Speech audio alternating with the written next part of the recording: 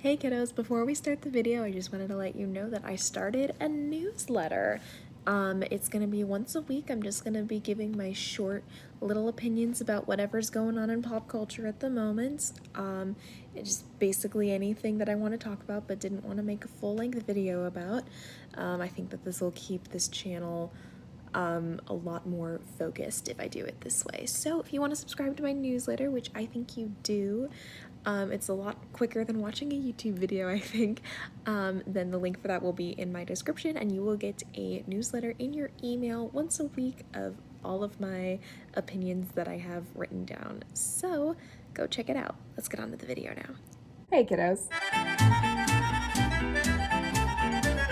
Let's go back for a second. Way back. Back before Ariana DeBose won Best Supporting Actress in an otherwise uneventful Oscar ceremony. Back when Ansel Elgort was best known for playing Shailene Woodley's brother and love interest, separate productions, but still. Oh, and also Baby Driver. The ancient times, before the pandemic, before the insurrection, and before whatever this is. Now what the hell's an NFT? Apparently cryptocurrency. I am, of course, referring to 2019. In January of that year, Rachel Zegler, plucked from virtual obscurity in an audition process of 30,000 other girls, was announced to be playing Maria in the upcoming Steven Spielberg-directed adaptation of West Side Story. A year later, filming was wrapped. The movie was scheduled to come out in December of 2020, until it wasn't, for reasons. And because of that delay, the conversation around the cast was pretty quiet.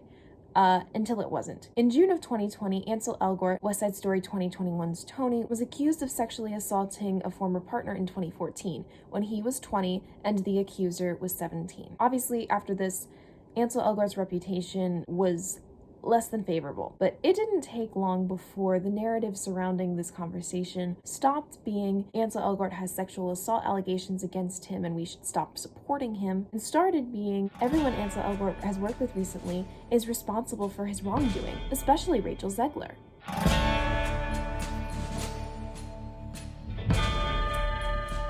So the story goes that at some point in all of this, Rachel Zegler had believed survivors or believe all women in her bio, and then later removed it, presumably to make room for her Shazam and Snow White roles because she stays booked and busy, stay mad. But of course, since Twitter has decided that Rachel Zegler must be destroyed, and social media is of course the most accurate representation of someone's life, it means Rachel Zegler is an abuse apologist.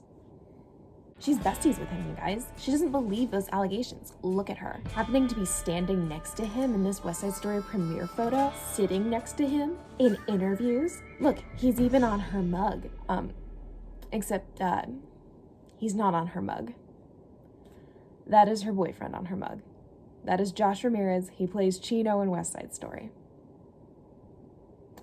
Different people, guys. She also goes out of her way on her other social medias to distance herself from Ansel Elgort as much as humanly possible. Meanwhile, she and some other West Side Story stars, particularly the female ones, are constantly being inundated with questions about the assault allegations, while Ansel Elgort himself is getting none. And the women's answers to these questions is being used against them. The women, most of which didn't even know Ansel Elgort at the time when these alleged assaults took place, are now receiving more heat for his actions than he ever did, arguably. So a woman has had to answer for the actions of a man. This is the exact system that these Twitter users are claiming to fight while perpetuating.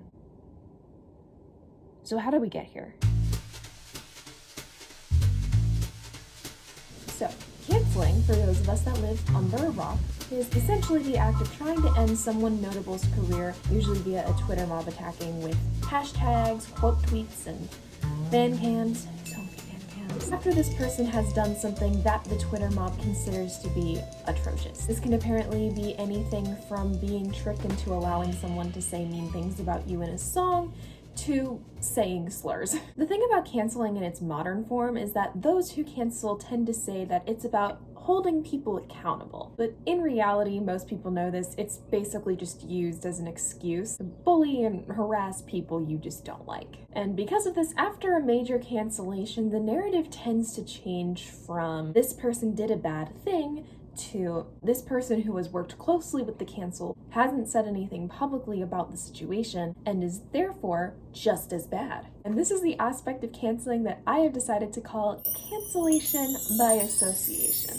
And this is when a person is being canceled not for any wrongdoing, but just for being associated with someone that has committed an act deemed cancelable. And this phenomenon is what I want to talk about in this video. In order to do that, we need to decide why we cancel people in the first place. In Lindsay Ellis's video titled Mask Off, which is a much more intelligent and well thought out video than I will ever make, Lindsay Ellis briefly discusses the cancellation by association effect. This comes in two flavors: demanding that the colleagues of the accused answer for their crimes, or trying to deplatform said colleagues because you're already riding high off the previous victory, so who's next? Sarah Z is next. Jenny Nicholson is next. ContraPoints is next. Both Jenny Nicholson and ContraPoints were trending at certain points during the weekend because of me. Fake screenshots of a racist tweet that Jenny never made spread like wildfire with the goal of getting her driven off of Twitter because of me. The crazy thing about that situation to me is that most of my immediate group of friends don't even know who Lindsay Ellis is, but her cancellation was so bad that she had to quit YouTube. Something that I will never, ever forgive Twitter for. She really doesn't hold that much power, so why go through all of that? Lindsay talks about the origins of canceling in her video, and the first instance of canceling really wasn't anyone notable, actually. It was a PR exec named Justine Sacco. I remember when this happened. I wasn't on Twitter at the time because I was in like 7th grade, but I do remember it making the news, actually, and at the time I was like, well, yeah, obviously she deserved everything that happened to her. Why would you ever tweet that? And I also had assumed that she was like a person of importance at the time, and she really wasn't. But looking back on it now, Justine is obviously flawed, but now the only thing that she will ever be remembered for is being canceled before canceling was really even a thing. And I also think that the reason canceling is much more prevalent in, say, 2022 than it was in 2014 is probably because we live in a completely different world than we did in 2014, and it was 8 years ago. We essentially live in a world where society is continually becoming more socially aware and also more socially in attack mode. And we also tend to hold great importance over the things that are not really important. So when you hold the same amount of importance over, say, Taylor Swift as you do LGBT rights, and someone who has not been kind to, say, Taylor Swift in the past says something that could possibly be interpreted as anti-LGBTQ, suddenly the entire world is going to burn. So now we know why people cancel, but why do people cancel by association? It's not really a logical process. It doesn't actually pin any wrongdoing on anyone, and it doesn't solve any problems either. I think there's a couple reasons for this. One of them is if you already didn't like the person that is being canceled, it can be pretty fun to take the people around them down a peg. It's entertaining. But like, what about the people that didn't really have anything against the person before and they truly feel that they're doing some form of social justice? Well, I think it's because they've convinced themselves that they are making the world a better place by pointing fingers at the people who surround the person who has a platform and maybe doesn't anymore because of this wrong thing. It's almost like how if there's someone in your life that annoys you or is mean to you, you tend to think the same thing of the people that they are surrounded by, or even just the people that they happen to talk to and have good relations with. They might not even be their friends. Sometimes it just feels natural to look at that person and say, well, you're just as bad as them, even though they've never actually done anything to you specifically. Finally, I think a reason that we tend to do this is because we live in a very complicated world right now, like I said earlier, and it is so much easier to try to take down the people that may or may not have actually done anything wrong than it is the world's most number one wrongdoers. You can't impact people who are actually doing your community harm. You can't shame the shameless. Trump will never face justice. Brett Kavanaugh's on the Supreme Court for life. Ben Shapiro gets off on your outrage. So you shame those who can be shamed. And if you call one of us bigoted enough times, people will start to believe it, and then you can feel like you solved racism by spreading lies about a person you have never met and never will, and was doing you and your community no harm. Well done. The thing about cancellation by association, though, is that people don't talk about it when they talk about canceling. They tend to talk about people overreacting or getting offended by everything. They don't really stop to think about why people do this, and they don't really talk about why it doesn't work. And for me, the absolute biggest problem with cancellation by association is the disagreement over what constitutes being a cancelable offense, and how no one will ever truly agree what kind of actions are offensive or whose side we should even be on and why we're even picking sides. So in order to talk about this, oh boy, I bet you all thought we were done talking about this. I thought we were too. Oh no. We have to talk about the trial. I don't want to start World War III in the comments section. I don't think you want to see World War III in the comments section either. So I'm not going to say my opinion about the trial, because it seems like at the start of the trial everyone had one opinion, and then less and less people started to have that opinion. But the people with the first opinion ended up winning out anyway, so... What I will say is, by the end of the trial, no one really seemed to agree who was the wronged one. This led to a pretty big conversation about power and power dynamics and privilege, and it's a mess, y'all. But anyway, because people couldn't really seem to agree who the wronged one was, it gave celebrities a platform to be able to, I guess, approve of someone?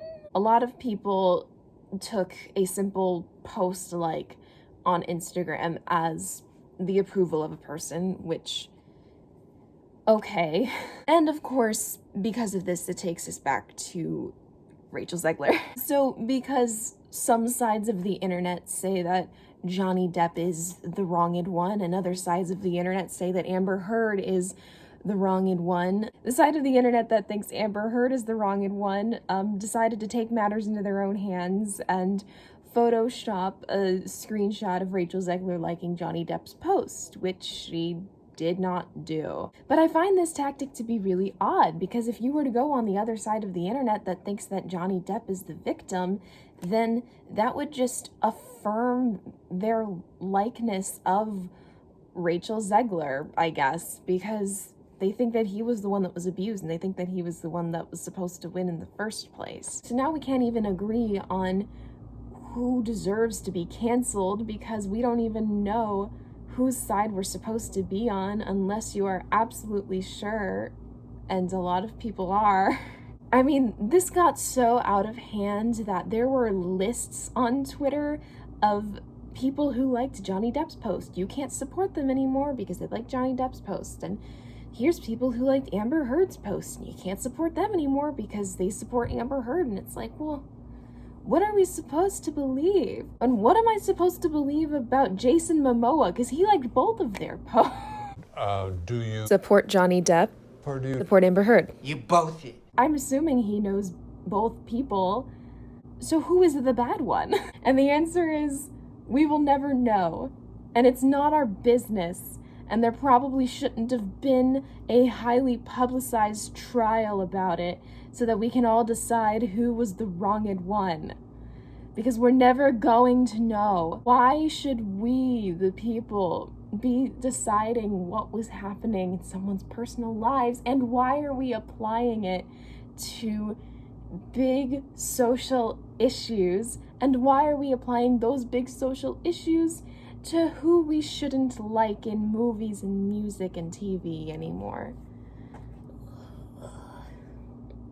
This is exhausting, y'all. This is not gonna be a very long video because I kind of gave up and I kind of zoomed through my thesis because I didn't really want to make it anymore because I got bored of the subject because I got diagnosed with ADHD in October and I still don't have medication because it's not affordable even if it's covered by insurance. And this is just an exhausting topic, and I want to talk about something fun. So in the next video, I still don't know what it's going to be, but I was probably going to be about a TV show, because this was a lot. But I just wanted to talk about this because I wanted to just get it off my chest. Okay, bye.